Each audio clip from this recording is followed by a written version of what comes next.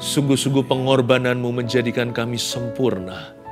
Terima kasih Tuhan, kami tidak mau memperhatikan so much, terlalu banyak tentang penampilan luar. Tapi lebih penting daripada itu adalah hati kami. Latihan badani terbatas fungsi. Tapi ya Tuhan Yesus, ibadah itu kekal sifatnya. Bapa, kami persembahkan kepadamu hidup kami. Tuhan, biar dekorasi dengan rencana-Mu yang terbaik atas diri putra-putri kerajaan sorga di sini. Berkati keluarga saat teduh, sampaikan sabda-Mu. Ya Tuhan, terangi dengan kuat kuasa firman-Mu, sembunyikan hamba-Mu selalu di balik salib-Mu. Dalam nama Yesus. Amin. Puji Tuhan. Saya jadi ingat satu kalimat begini. Sebuah lagu kalau nggak salah itu, Praise looks good on you. Ya, waktu kita memuji Tuhan, kayaknya seluruh malaikat lihat kita kinclong-kinclong dari sorga. Semua kita itu mengkilap. Waktu kita mengeluh, kita jadi buram. Kita jadi suram, jadi abu-abu. Tapi waktu kita memuji, semua manusia batinnya kita kepenuhan roh Allah. Saya percaya kita perlu untuk di penghujung tahun ini untuk berdandan secara rohani. Orang kalau Natal pergi ke gereja kan berdandan semua. Tapi lebih dari itu harusnya berdandan manusia batinia. Cowok cewek sama. Kalau kita bilang inner beauty itu bukan hanya untuk perempuan. Ya, keindahan batin itu laki-laki dan wanita. Sebab kita di ujung tahun ini kita mesti banyak berbenah supaya manusia batinnya kita indah. Kita mau masuk tahun baru penuh dengan pengharapan kan? Mari buka firman Tuhan bersama dengan saya beri judul cantik dan tampan di mata Tuhan. Kita lihat di 1 Petrus pasal yang ketiga, ayat 1-7 bunyinya. Memang ini tentang suami istri, tapi nggak hanya bicara pernikahan ya, tapi bicara soal laki-laki dan perempuan. Manusia batinnya kita itu yang disebut di sini. Hubungan suami istri sangat bergantung dengan itu. Rumah tangga, tapi saya mau bawa Anda ke intisari, langsung ke akarnya. Kristus bilang apa soal laki dan soal perempuan. Demikian juga kamu, hai istri-istri, tunduklah kepada suamimu, supaya jika ada di antara mereka yang tidak taat kepada firman, mereka juga tanpa perkataan dimenangkan oleh kelakuan istrinya. Sebentar, ayat 1 saya jelaskan. Terlebih dulu tentang kehidupan pernikahan itu yang paling menyolok kelihatan. Kalau cowok sama cewek itu gambar dirinya nggak sehat, langsung nampak dalam perkawinan.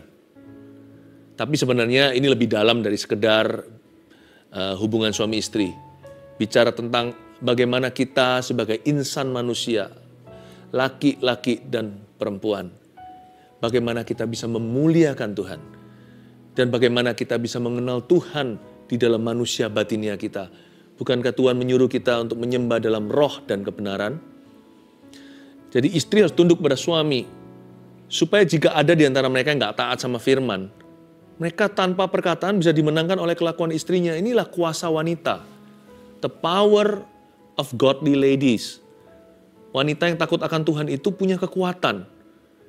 Hari ini firman ini akan menarik sekali, akan bicara ke cewek dulu, nanti akan bicara ke cowok, nanti akan bicara ke laki-laki setelah bicara ke wanita. Perempuan, my sister, saudari-saudariku dalam Kristus, berapapun usia Anda, kenali kekuatan Anda. Anda diciptakan dari rusuk laki-laki, itu firman Kejadian. Di kitab Kejadian, apakah memang betul dari rusuk pria, tulangnya sungguhan? Setiap orang itu kan ciptaan Tuhan dalam kandungan mama.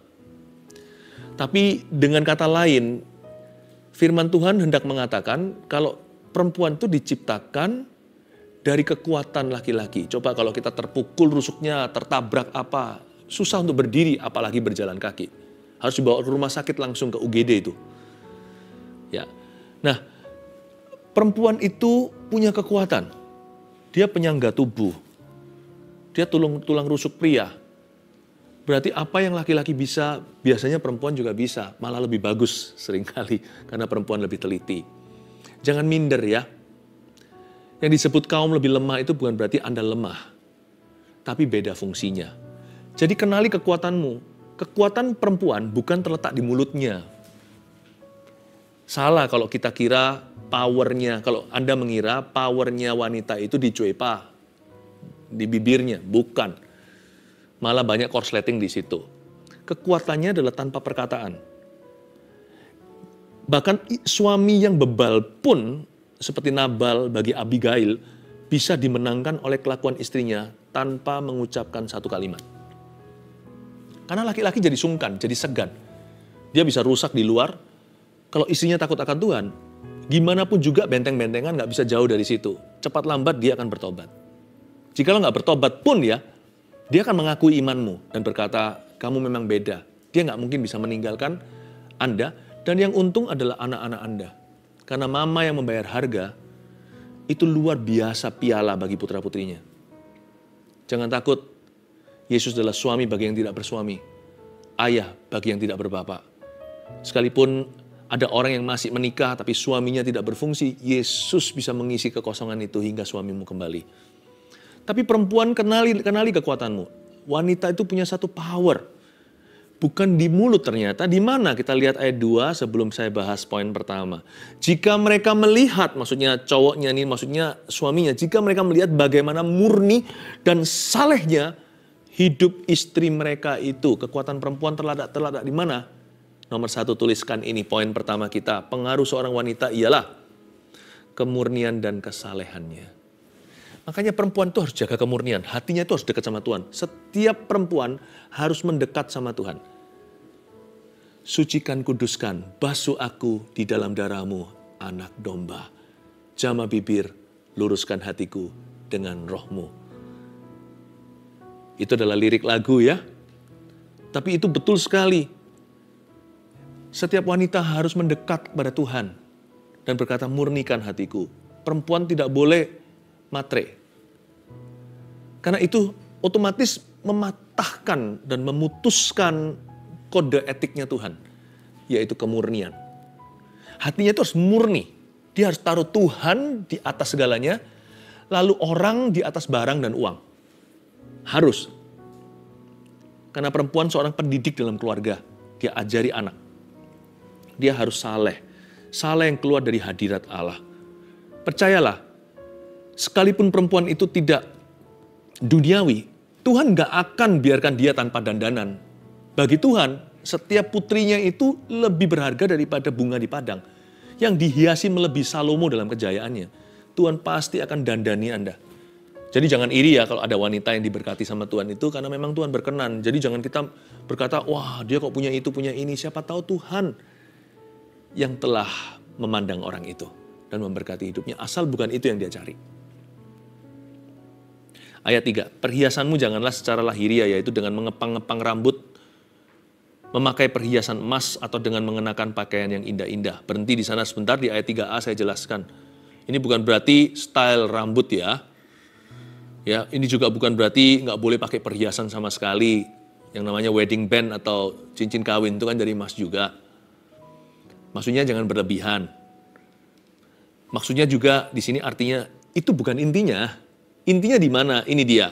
Oh, ayat 4 sih sekarang. Ayat 4 ya, saya bacakan dulu. Tadi sudah selesai ayat 3. Tetapi perhiasanmu ialah manusia batinia yang tersembunyi dengan perhiasan yang tidak binasa. Itu intisarinya. Perhiasanmu itu manusia batinia yang tersembunyi dengan perhiasan yang gak bisa binasa. Yang berasal dari, inilah perhiasanmu, hai perempuan. Yang berasal dari roh yang lemah lembut dan tenteram. Yang sangat berharga di mata Allah, saya tambahkan, yang sangat direspek sama manusia, bahkan oleh laki-laki. Ya. Serusak-rusak beberapa kaum pria. Jikalau mereka mau, meskipun bicaranya mungkin yang tidak patut untuk disebutkan, tapi kalau ada perempuan yang takut akan Tuhan, mereka akan segan. Setan pun bisa angkat topi padamu, jikalau Anda berjubah putih. Perhiasanmu ialah manusia batinnya yang tersembunyi dengan perhiasan yang tidak binasa, yang berasal dari roh yang lemah lembut dan tentram, dan yang sangat berharga di mata Tuhan. Poin kedua, ya, laki-laki dapat 2, perempuan dapat 2 dalam renungan ini. Perhiasan seorang wanita ialah, catat itu, roh lemah lembut dan ketenangan jiwanya. Jadi kalau di dalam suatu ruangan terjadi kepanikan, yang terakhir panik harusnya perempuan. Dia yang bisa menenangkan suaminya, sudah tenang dulu. Jangan ikut emosi. Karena roh tentrammu itulah perhiasanmu. Di situ membedakan perempuan yang melarat secara rohani dengan perempuan yang konglomerat secara rohani. Itu bukan perhiasan di luarnya, perhiasan di dalamnya. Roh lemah lembut dan tentram. Lemah lembut itu gentle. Ternyata bukan hanya gentleman, gentlewoman juga ada. Dan tentram. Saya dorong ya, menjelang akhir tahun ini, yang wanita banyak baca Bible Ladies, Biblical Women. Coba bacain itu. Termasuk baca mereka yang, apa namanya kalau di dalam sebuah play itu yang orang jahatnya namanya apa? Apa namanya itu? Antagonis ya. Betul ya, antagonis. Termasuk yang antagonis dipelajari, jangan jadi begitu. Jangan jadi yang begituan. Tapi terutama pelajari mereka yang menjadi lakon-lakon Alkitab itu. Sarah gimana terhadap Abraham. Deborah juga, sekalipun dia berkarisma, tapi dia menundukkan diri sama Barak. Dan Deborah nggak sok-sokan. Coba pelajari satu persatu, Ruth, Esther, ada banyak. Kalau Anda, nama-nama yang tadi yang saya sebut itu semua yang klasik. Yang ngejazz banyak sekali di dalam Alkitab. Itu yang seringkali luput dari perhatian, itu yang luar biasa loh. Nanti ya, ke depan nanti tahun depan, kalau saya pas lagi bahas tentang, semoga saya bisa bahas lebih banyak Biblical Ladies di saat teduh juga, kalau Tuhan izinkan. Ada banyak tokoh-tokoh yang Anda tidak anggap. Coba diselidiki, ada banyak sekali mutiara-mutiara ilahi akan masuk ke hatimu waktu membaca itu. Sekarang yang laki-laki, oke. Wah, saya senang nih sekarang giliran kaum pria. Saya juga dapat sesuatu nanti ya. Ayat 5, sebab demikianlah caranya perempuan-perempuan kudus dahulu berdandan. Yaitu perempuan-perempuan yang menaruh pengharapannya kepada Allah, mereka tunduk kepada suaminya. Nah itu kenapa saya suruh Anda tadi baca dan pelajari tokoh-tokoh wanita di Alkitab. Mereka lah perempuan-perempuan kudus zaman dahulu. Mereka dahulu berdandan sama apa? Coba tiru mereka. Sama seperti Sarah taat kepada Abraham dan menamai dia tuannya. Dan kamu adalah anak-anaknya jika kamu berbuat baik dan tidak takut akan ancaman. Ya, saya bersyukur kalau di Asia ini kebudayaan kita masih merapat ke Alkitab. Wanita masih oke gitu ya, disebut harus tunduk pada suaminya. Kalau di negara barat mungkin udah nggak oke.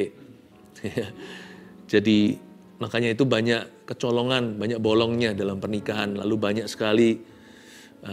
sekali masalah yang masuk karena itu, banyak virus dosa. Nggak apa-apa loh, itu bukan berarti kalau wanita dibawa laki-laki, jangan salah. Sekali lagi, laki-laki itu dikatakan di kitab Kejadian itu lubang tulang rusuknya. Ini secara rohani saya bicara. Dia harus mencari jati dirinya. Kalau dia nggak secure atau aman dengan dirinya, apalagi aman dalam Kristus, dia akan cari di mobil yang dia kendarai, dia cari di pekerjaannya. Pokoknya bolong itu, lubang itu harus diisi sama sesuatu dari luar. Ya kan? Makanya kalau pria sama pria ngobrol, nggak bicara soal keluarganya kan. Kerjanya apa? Kalau kerjanya kurang gimana, dia pasti akan minder gitu dibanding dengan teman-temannya. Kalau wanita lain dia dicipta langsung dari kekuatan.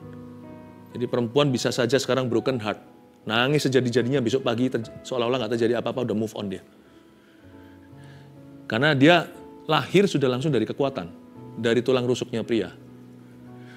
Laki masih ada bolongnya, wanita terbuat dari bongkahan kekuatan laki-laki.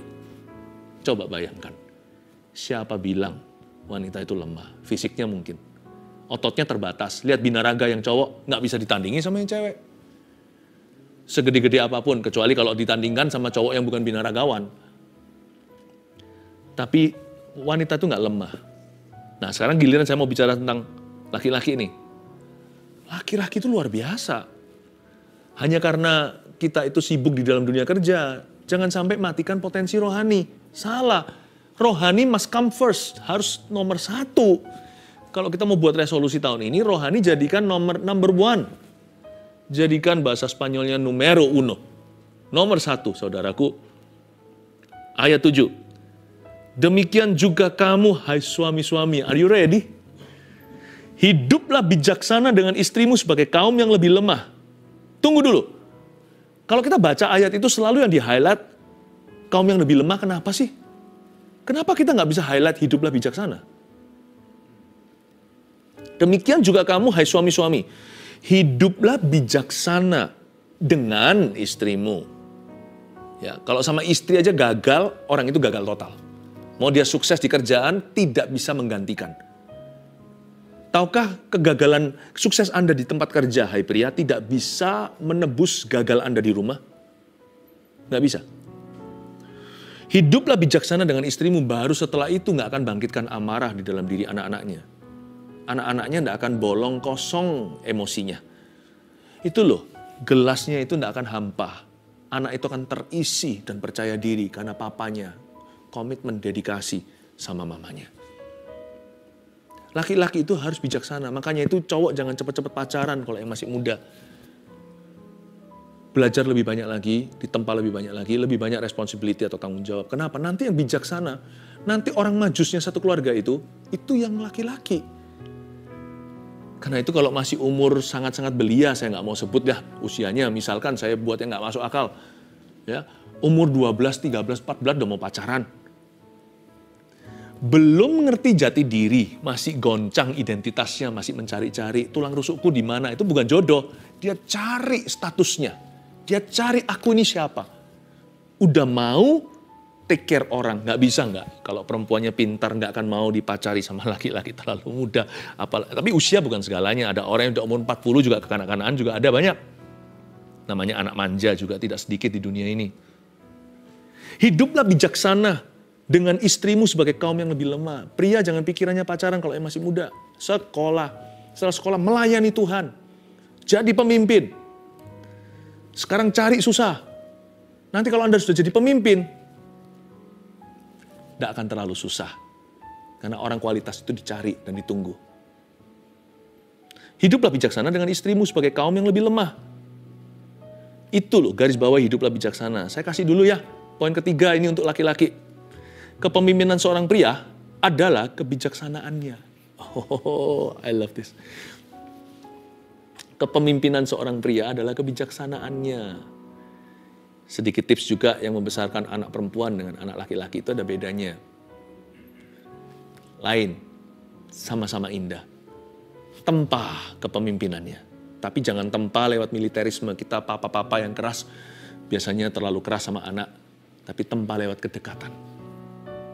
Ya, hiduplah bijaksana dengan istrimu sebagai kaum yang lebih lemah. Itu bicara tentang laki-laki. Kepemimpinan seorang pria ternyata adalah kebijaksanaannya. Saya dorong Anda, kaum pria, untuk banyak baca kitab Amsal.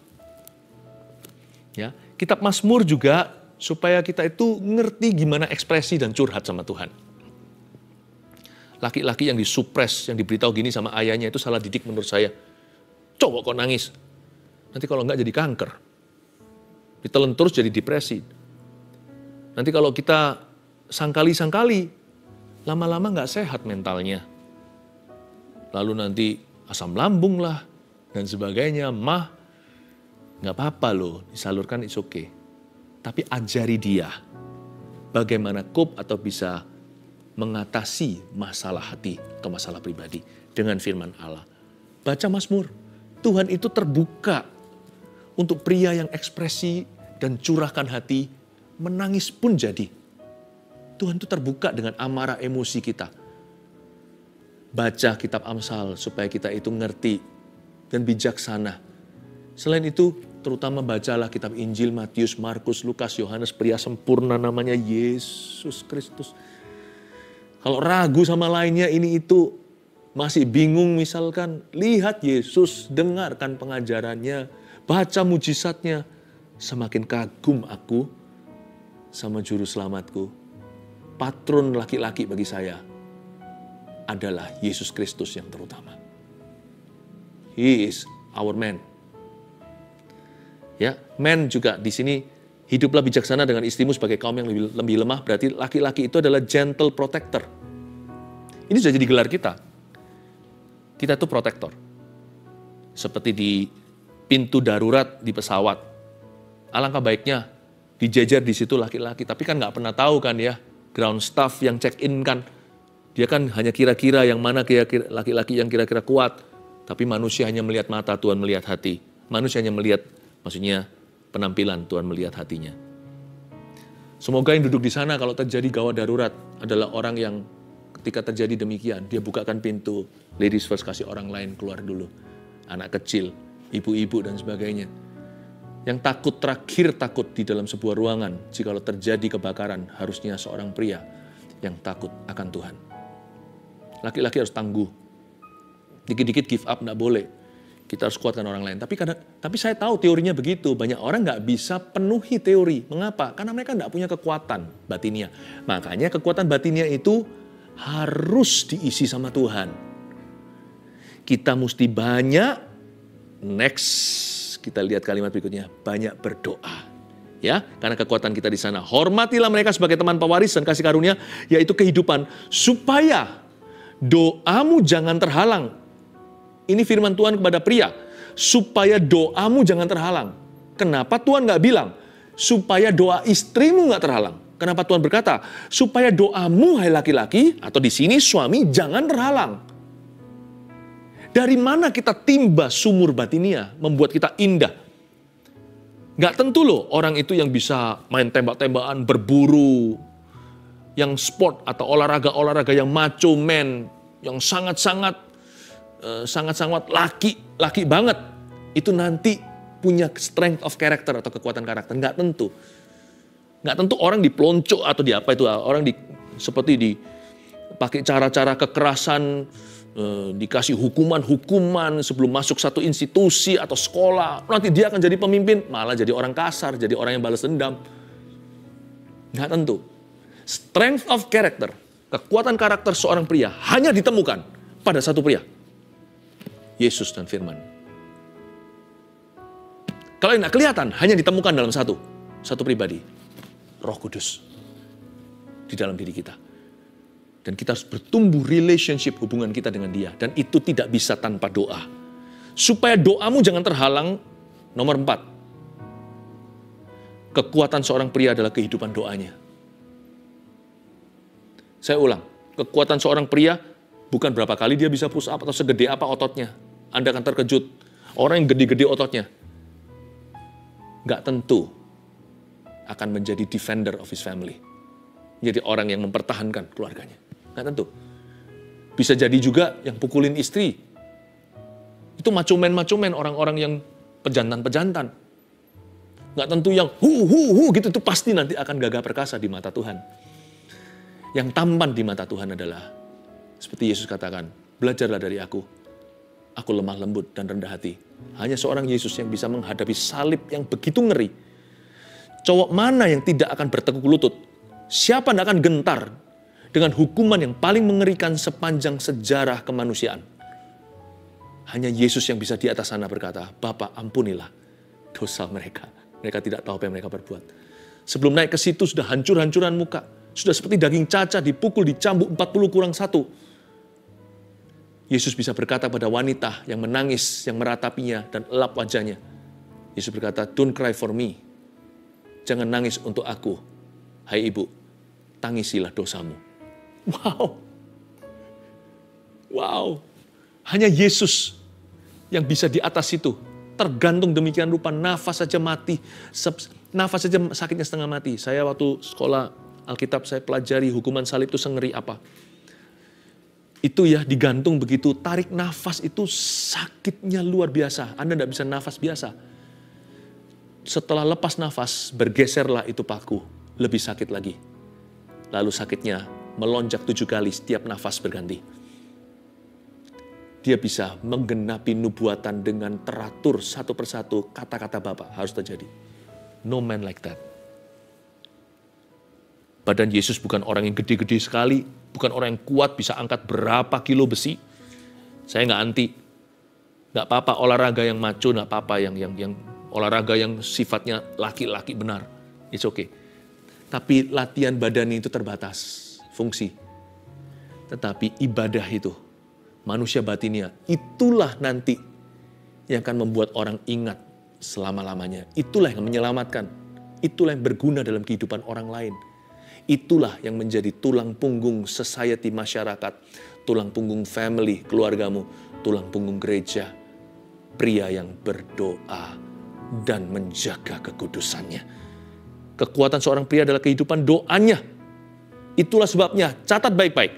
Pendoa syafaat utama dalam keluarga bukanlah istri atau mama. Pendoa utama di dalam setiap family adalah kepala keluarganya.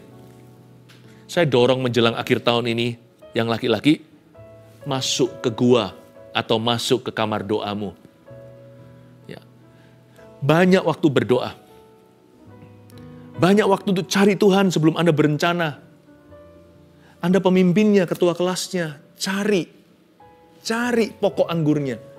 Kalau Anda ketua kelasnya, cari kepala sekolahnya. Bapakkulah pengusahanya. Melekat, bilang gini sama istrinya, sebentar, aku mau doa, kasih aku waktu berapa jam, atau berhari-hari ini, hari tertentu. Anda bisa berdoa di situ, minta tidak diganggu sama anak-anaknya, dengan senang hati mereka akan kasih, karena mereka tahu itu berguna untuk mereka. Sebenarnya hidup mereka bergantung dengan itu. Perusahaan Anda tidak perlu beritahu sama stafnya, tetapi saudara seiman di situ beritahu, ayo kita doa, Anda yang ambil inisiatif.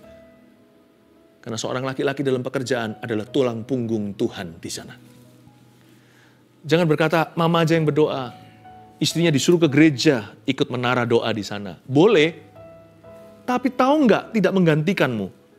Pendoa utama satu keluarga. Catat ini, it's you, my brothers. Anda, saudaraku. Oh gitu ya Pastor Philip, saya kira yang bisa berdoa gitu hanya pendeta. Pendeta itu cuman ketambahan beban jemaat, bukan hanya keluarganya. Itu aja bedanya. Bertambah berkali-kali ganda. Tapi halaman kita sama. Saya pria, Anda pria. Kitalah pendoa syafaat pilihan number 1 di dalam family kita. Jangan suruh ibu, jangan suruh mama, jangan suruh istrinya yang maju. Maju bersama. Tidak seperti anak-anaknya Safira, tapi seperti Priscilla dan Aquila. Jesus loves you. 1, 2, 3 apa aja cantik dan tampan di mata Tuhan. Kita mau benahi manusia batinia kita ya. Sekali lagi seperti koreksi dan juga evaluasi bagi kita semuanya. Yaitu 1, pengaruh seorang wanita ialah kemurnian dan kesalehannya. 2, perhiasan seorang wanita ialah roh lemah lembut dan ketenangan jiwanya. 3, kepemimpinan seorang pria adalah kebijaksanaannya. 4, kekuatan seorang pria adalah kehidupan doanya. Jesus loves you. Haleluya. Dan Anda tahu karena Anda sudah pelayanan, Anda tahu kebenaran bahwa itu adalah dosa. Tapi semakin Anda menyangkalinya seolah-olah semakin menjadi-jadi. Sempat terbersit dalam pikiran Anda bahwa Anda tidak mau menikah. Dan semakin serius pikiran itu, tapi Anda pun merasa bersalah, jangan-jangan menentang kehendak Tuhan. Izinkan saya mengatakan ini, it's okay. Nggak usah kawin, nggak apa-apa. Kalau Anda menikah hanyalah kamuflase atau untuk bisa gali lubang tutup lubang saja, untuk bisa membuktikan bahwa Anda bisa normal. Lebih baik jangan. Tapi hiduplah seperti Nasir, kata Roh Kudus. Hiduplah untuk Kristus. Seperti orang kalau sudah tua, usia hampir 90 kan tidak mikirkan ke sana. Atau seperti Rasul Paulus. Rasul Paulus yang pikirannya misi. Rasul Paulus normal ya, straight atau lurus. Tetapi Rasul Paulus kan memikirkan kerajaan Allah sampai-sampai dia nggak bisa memikirkan untuk love life atau kehidupan cinta. It's okay. Hingga Anda suatu hari kelak bisa menemukan dirimu. Yang penting sekarang jangan berdosa dulu. Yang penting sekarang serahkan kepada Tuhan. Manusia nggak sempurna, Tuhan nanti pewahyuannya akan datang. Makin lama, Anda akan mengerti jati dirimu di dalam Kristus. Nanti, apa kata, jikalau kemudian hari Anda ready untuk bisa menikah suatu saat nanti, suatu saat kelak. Sekarang jangan jadi beban, fokus ke Kristus. You'll be okay, my friend. Jesus loves you. Tuhan menciptakan laki-laki dan perempuan, maka diciptakan mereka. Anda diciptakan sebagai pria, bersyukurlah. Apakah seorang pria yang tidak jatuh cinta berarti dia tidak normal? Enggak. Asal dia mengasihi Kristus dengan segenap hatinya, hidupnya di tangan Tuhan. Amin. Ada satu orang lagi. Ada satu orang yang selalu tertolak, tapi seperti di lehernya itu ada yang naik turun begitu. Anda kira mungkinkah roh jahat atau apa, tapi Anda merasa seperti penolakan, kepahitan itu datang tiap kali Anda pikirkan masa kecilmu, atau Anda pikirkan teman-teman bagaimana dengan Anda, itu perasaan datang dan Anda suka menangis sendiri, mengasihani diri sendiri, itu kebiasaan buruk loh kata Tuhan. Itu bad habit. Anda suka sendirian di kamar atau apa, lalu habis itu menangis, meratapi, mengasihani diri sendiri, lalu naik turun di leher itu seperti mau muntah begitu, seperti ada sesuatu, seperti ada cairan yang naik ke sini, turun lagi tiap kali Anda pikirannya negatif. Roh Kudus katakan ada banyak orang yang penolakan, bukan hanya Anda seorang. Yang deskripsinya seperti itu hanya satu tadi yang saya sebutkan, tapi yang lainnya banyak orang penolakan kata Tuhan saat ini disembuhkan. Banyak orang yang jati diri, banyak orang yang gambar dirinya gak sehat, sekarang dipulihkan. Kalau Anda merasa gambar diri Anda kurang sehat, Anda cukup letakkan tangan di dada seperti ini, saya akan berdoa. Tuhan Yesus, anak penolakan ini, aku serahkan kepadamu, sembuhkan ya Tuhan. Tiada yang mustahil, aku tengking setiap roh kepahitan, roh penolakan itu di dalam nama Tuhan Yesus Kristus. Roh Kudus bekerja, saya melihat seorang tiba-tiba sekarang lari, Anda sekarang sedang lari. Masih nyala tuh saat teduhnya Anda lari seperti mau muntah. Anda ke wastafel atau ke WC saya tidak tahu. Tapi Anda tiba-tiba lari kayak mau muntah atau cari kantongan plastik atau apa. Keluar setan di dalam nama Yesus. Bukan muntahnya di sini. Saya usir roh jahatnya di dalam nama Yesus Kristus. Come out! Keluarlah dari kegelisahan hatimu. Keluarlah dari kemurungan. Masuklah dalam sukacita Bapamu di dalam Yesus Kristus Tuhan. Haleluya. Ulurkan sekarang tangan ke depan. Saya mau doa, connect dengan Anda. Oh haleluya, oh ramakasana namatayara namayana namayashana iya ramatakana namayashana namatakana namatayara namatakayashana namatakamaya namarama. Oh ramatakamaya matakamaya marama. Betapa indahnya berakhir pekan di dalam Tuhan. Terima kasih untuk setiap permohonan ya Tuhan. Kami bawa ke kaki-Mu Yesus. Come on Lord, come and touch everybody. Jamah setiap orang yang membutuhkan. Aku percaya Allahku besar. Engkau bisa menjamah setiap orang dalam nama Yesus. Sembuhkan yang sakit Tuhan. Ulurkan tangan meneguhkan nama hamba-Mu yang kudus. Yesus Kristus, Bapa di sorga. Terima kasih Tuhan. Yang mengalami pergumulan dalam pekerjaannya, Tuhan jawab doanya Tuhan. Mereka yang sekarang mengalami banyak sekali masalah dalam family, hamba minta roh pemulihan tiba. Dalam nama Yesus. Anda bisa meletakkan tangan Anda, saya rasakan ada satu orang yang punya anak epilepsis. Anda seorang ibu yang terus berdoa agar putra Anda sembuh. Ibu, putramu sembuh kata Yesus. Ibu, putramu sembuh dalam nama Yesus Kristus. Terima kasih Tuhan, terpujilah nama-Mu. Thank you Lord, terima kasih Tuhan. Terima kasih Tuhan. Aku tengking alergi itu di dalam nama Yesus. Alergi dan asma di satu orang. Aku tengking itu di dalam nama Yesus Kristus. Pergi kamu, hai roh sakit penyakit, di dalam nama Yesus. Haleluya. Mari kita angkat tangan kita menerima berkat dari Allah Bapamu yang menciptakanmu sempurna di matanya. Menjadi cantik dan tampan di mata Tuhan. Hari ini Tuhan berkati batiniamu dengan kasih Yesus dan pengurapan Roh Kudus. Terpujilah nama Tuhan. Amin. Puji Tuhan.